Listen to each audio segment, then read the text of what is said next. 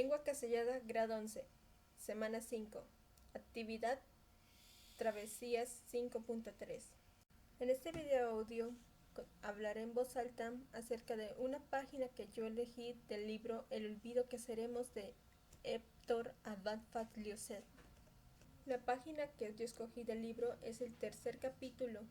Sin más que decir, disfrútenlo. Y dice así: antes de entrar al kinder, a mí no me gustaba quedarme todos los días en la casa con Sol y con la monja.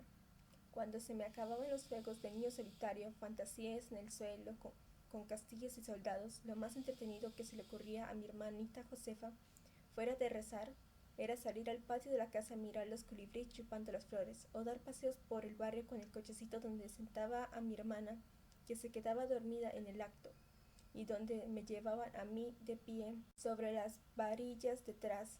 Si me cansaba de caminar mientras la monja empujaba el coche por las aceras, como esa rutina diaria me aburría, entonces yo le pedí a mi papá que me llevara a la oficina.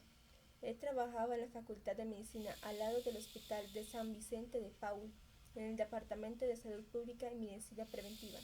Si no podía ir con él porque tenía mucho que hacer esa mañana, al menos me llevaba a dar una vuelta a la manzana en el carro. Me sentaba sobre las rodillas y yo manejaba las direcciones, vigilado por él. Era un paquidermo viejo, grande y ruidoso, azul celeste, marca Fluidmuth, de caja automática, que se recalentaba y empezaba a echar humo por delante de la primera loma que encontraba. Cuando podía, al menos una vez a la semana, mi papá me llevaba a la universidad. Al entrar pasábamos al lado del anfiteatro, donde se dictaban las clases de anatomía, y yo le rogaba que me mostrara los cadáveres. Él siempre me respondía: no, todavía no. Todas las semanas lo mismo: papi, yo quiero conocer un muerto. No, todavía no.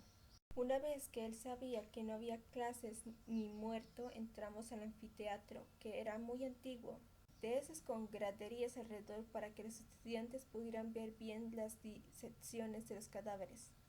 En el centro del salón había una mesa de mármol, donde se ponía al protagonista de la clase, igual que el cuadro de Rembrandt.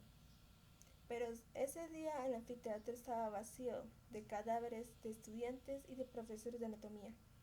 En ese vacío, sin embargo, persistía un cierto olor a muerto, como una impalpable presencia fantasmal que se me hizo tener conciencia en ese mismo momento de que el pecho me palpitaba el corazón. Mientras mi papá daba clase, yo le esperaba sentado en su escritorio y me ponía a dibujar, o al frente de la máquina de escribir, a fingir que escribía como él, con el dedo índice de las dos manos. Desde lejos, Gilma Elsie, la secretaria, me miraba sonriendo con picardía. ¿Por qué sonreía? Yo no sé. Tenía una foto enmarcada en su matrimonio en la que ella parecía vestida de novia casándose con mi papá.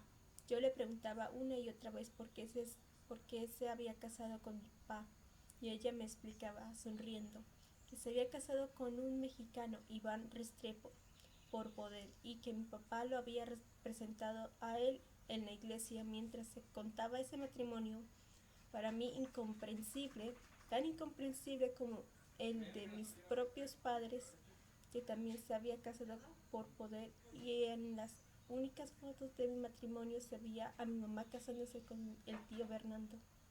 Gilma Elsie sonreía con la cara más alegre y cordial que uno se pudiera imaginar. Parecía la mujer más feliz del mundo, hasta que un día, sin dejar de sonreír, se pegó un tiro en el paladar.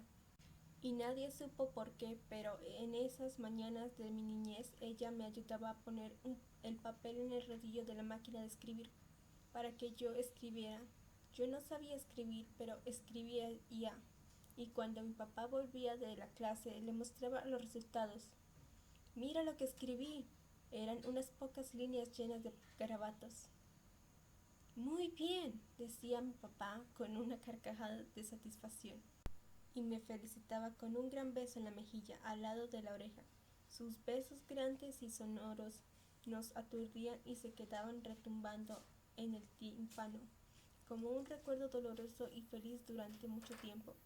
A la semana siguiente me ponía de Tarka antes de salir para su clase.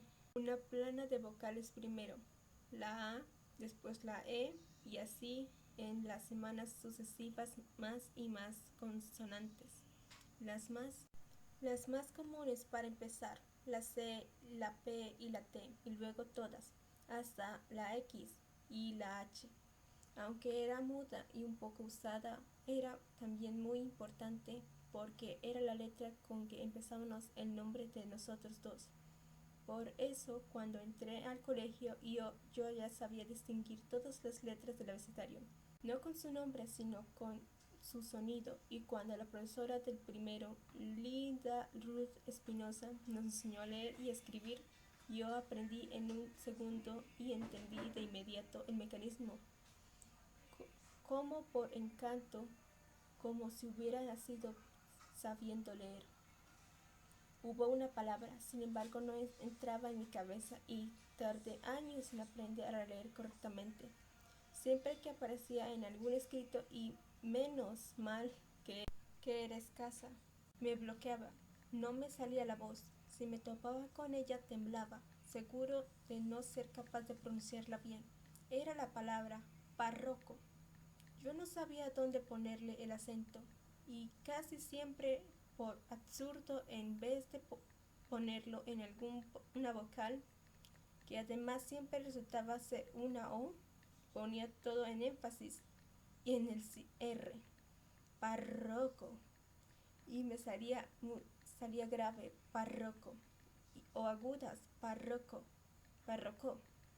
En todo caso, nunca esdrújula. Mi hermana Clara vivía burlándose de mí por este bloqueo y siempre que podía me la escribía en un papel y me preguntaba con una sonrisa radiante: «Gordo, ¿qué dice aquí?». A mí me bastaba verla para ponerle rojo y no poderle leer. Exactamente lo mismo me pasó años después, con el baile. Mis hermanas eran todas grandes bailarinas y yo tenía también un buen oído con ellas, al menos para cantar, pero cuando ellas me invitaban a bailar yo no podía en el centro del baile, donde era como una arritmia total, o con el mismo ritmo de las risas de ellas cuando veían mover los pies. Y cuando llegó el día en que aprendí a leer párroco, sin equivocarme, los pasos del baile en cambio me quedaron vedados para siempre. Tener una madre es difícil si les canto lo que era tener 6. Creo que mi papá comprendió pronto que había una manera de impedirme hacer algunas cosas definitivamente. Burlarse de mí. Si yo llegaba a percibir que lo estaba haciendo podía parecer ridículo, risible, no volvería a intentarlo jamás. Tal vez por eso celebraba en mi escritura hasta los garabatos sin sentido, y me enseñó muy despacio la manera en que las letras representaban los sonidos, para que mis errores no produjeran risa. Yo aprendí gracias a su paciencia.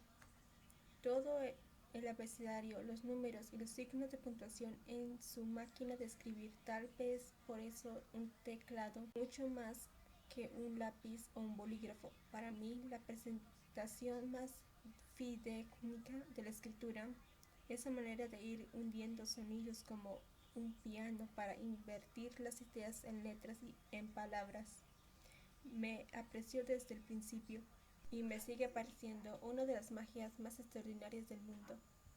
Además de esa pasmosa habilidad lingüística que tienen las mujeres, mis hermanas nunca me dejaban hablar. Apenas yo abría la boca para intentar decir algo, ellas ya lo habían dicho más largo y mucho mejor, y con más gracia e inteligencia. Creo que tuve que aprender a escribir para poder comunicarme de vez en cuando, y desde muy pequeño le mandaba cartas a mi papá que las celebraba como si fueran epístolas de Séneca u obras maestras de la literatura. Cuando me doy cuenta de lo limitado que es mi talento para escribir, casi nunca consigo que las palabras suenen tan nítidas como están las ideas en el pensamiento. Lo que hago me parece un balbuceo pobre y torpe al lado de lo que hubieran podido decir mis hermanas. Recuerdo la confianza que mi padre tenía en mí, entonces levanto los hombros y sigo adelante. Si a él le gustaba hasta mis renglones de garabatos, ¿qué importa si lo escribo no acaba de satisfacerme a mí? Creo que el único motivo por el que he sido capaz de seguir escribiendo todos estos años y de entregar mis escritos a la imprenta es porque sé que mi papá hubiera gozado más que nadie al leer todas estas páginas mías, que no alcanzó a leer, que no leerá nunca. Es una de las paradojas más tristes de mi vida. Casi todo lo que he escrito lo he escrito para alguien que no puede leerme. Y este mismo libro no es otra cosa que la carta a una sombra. Esto es todo, así que termina esta página, capítulo 3 del libro El olvido que seremos. Gracias.